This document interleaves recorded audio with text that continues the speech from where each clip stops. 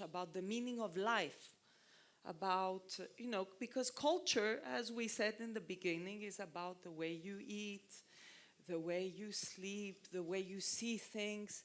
I mean, you have an incredible advantage here. Yeah, and I say a lot, again, to a lot of the people in this room, so I sound like a broken record.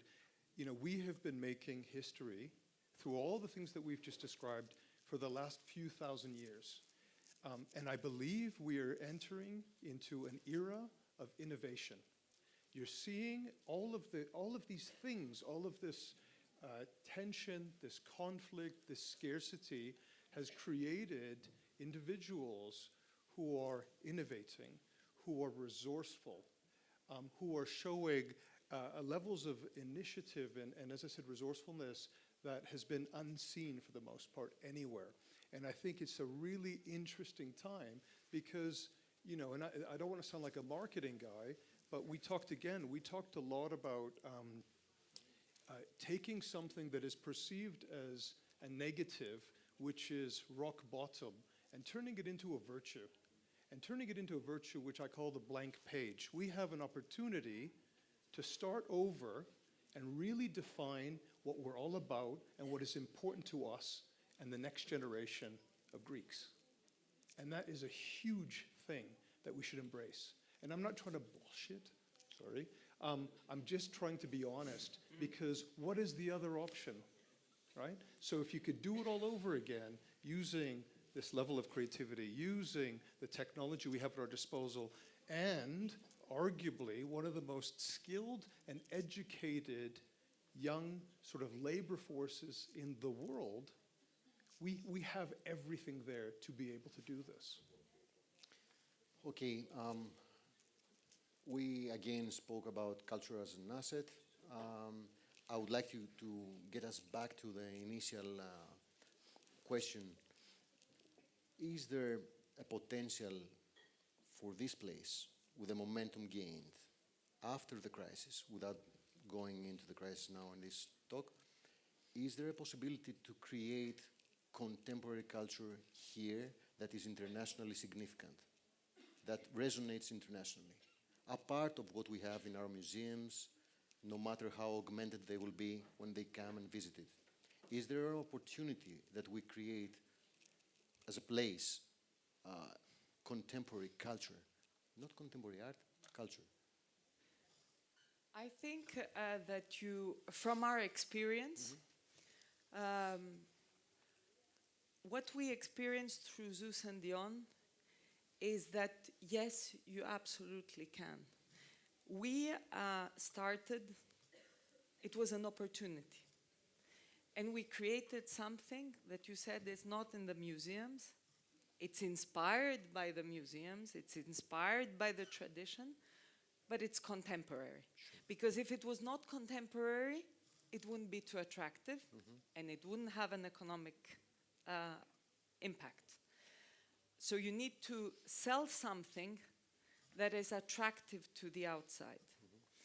And you need to export it. And why I'm saying this about the international culture, I think this is the moment.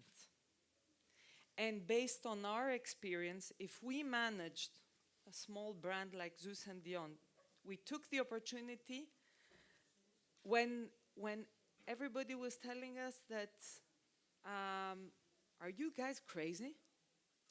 What are you doing? Where are you gonna sell? Who's gonna look at you? Who's gonna even buy? And we managed in these last 5 years to export it and to make it attractive and have people who come over and are looking for it. So why not for the art, where you have incredible talent and you need to have to make a platform so that more people can come back, even in the art scene. And I think that it's, this is the challenge, and this is the opportunity, this is the time. Yeah, I think I agree, and I think culture is happening right now, in this room, around the world. If anybody watched the Oscars, our film directors our fashion designers, our musicians, our designers, our startups, everywhere. We have to acknowledge and reclaim them.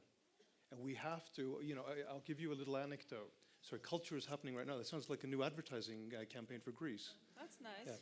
Yeah. We like it. But I'll give you a little anecdote. I grew up, so my father, I'm very proud to say my father's from Sfakia. My mother is from near Kalamata.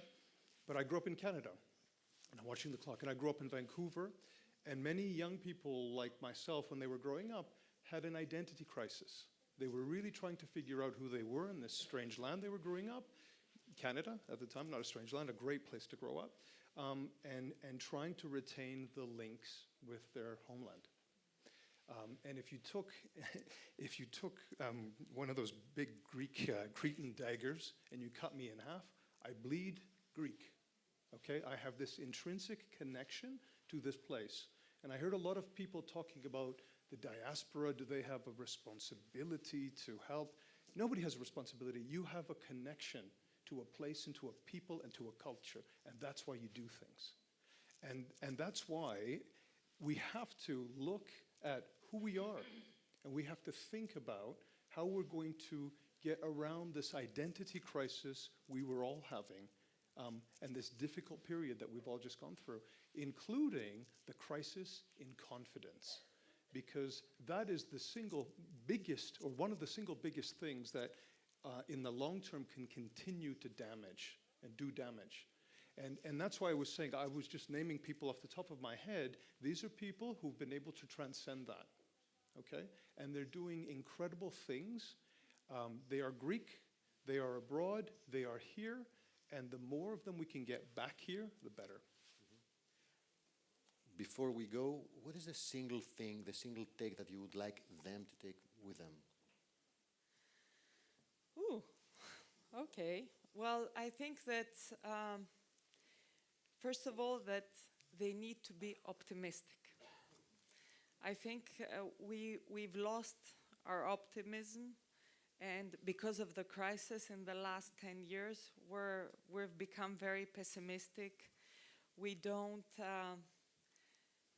tend to forget how blessed we are with talent, with creators, with an amazing, beautiful country, geographical location. I was listening to Kaplan yesterday. And I think that we need to start thinking big. We have the tools, and we have the brains, and we need to believe that we can do it. We don't need other countries to do it. We can be better. It's just that we've lost our faith.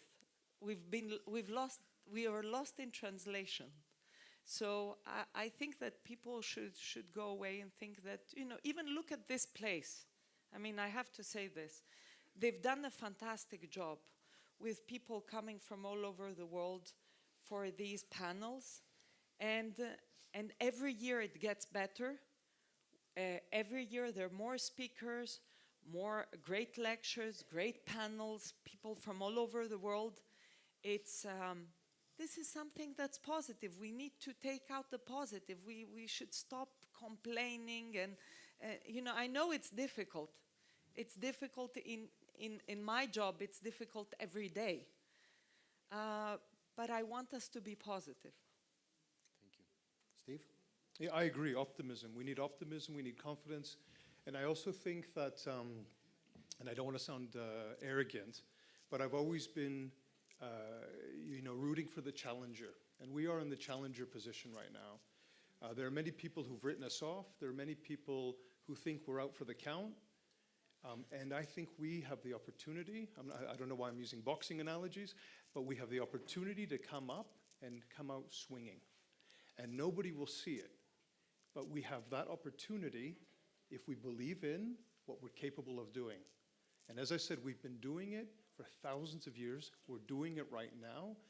And just a little change in how we think about things, how we galvanize, how we come together. We need to bring ourselves together. That level of solidarity will have a fundamental effect on this country, this economy, the perceptions of how we're thought of globally.